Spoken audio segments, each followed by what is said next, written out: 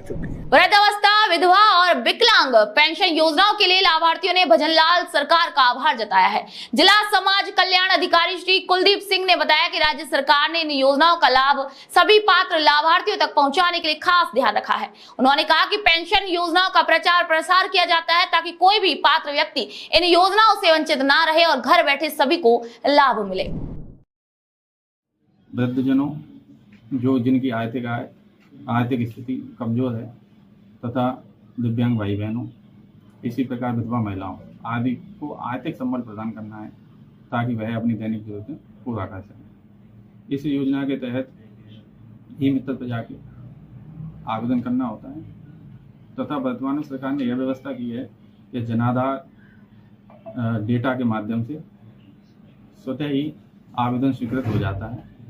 अगर किसी ने जनाधार डेटा में पिछले 6 माह में कोई संशोधन करवाया है तो उसके लिए प्रक्रिया थोड़ी लंबी होती है और उसका वेरिफिकेशन संबंधित वेरिफिकेशन अथॉरिटी और स्वीकृतकर्ता अधिकारियों द्वारा पूर्व में जो प्रक्रिया संचालित थी उसके माध्यम से ही 45 दिन के अंदर किया जाता है। वर्तमान में इस योजना में राशि की सरकार ने बढ़ाई है। मिनिमम राशि 1150 रुपये कर दी गई है। जो भी वृद्धजन हैं उनकी उम्र 2 तरह की हैं। ये योजना केंद्र सरकार की हैं, केंद्र सरकार से सहायता प्राप्त एवं राज्य सरकार की योजना है। तो इन दोनों में जो लाभ है तो राज्य सरकार की योजनाओं में मुख्यमंत्री वृद्धजन पेंशन में लाभ के लिए महिला की उम्र कम से कम 55 वर्ष होनी चाहिए और जो भी पुरुष है उसकी आयु मिनिमम 58 साल होनी चाहिए। इसके अलावा 48,000 रुपये वार्षिक आय होनी चाहिए, इससे ज़्यादा नहीं होनी चाहिए। उनको जन आधार कार्ड के माध्यम से ही ई मित्र के माध्यम से उनका फॉर्म अप्लाई हो जाता है और उनकी स्वतः ही स्वीकृति जारी हो जाती है और 1150 रुपये आजीवन मिलते हैं मृत्यु तक। इसके अलावा विधवा पेंशन योजना है। विधवा पेंशन योजना में कम से कम मिनिमम आयु 18 वर्ष होनी चाहिए महिला की। इसके अलावा उनकी वार्षिक आय भी 48,000 रुपये है अधिकतम, इससे कम वार्षिक आय हो।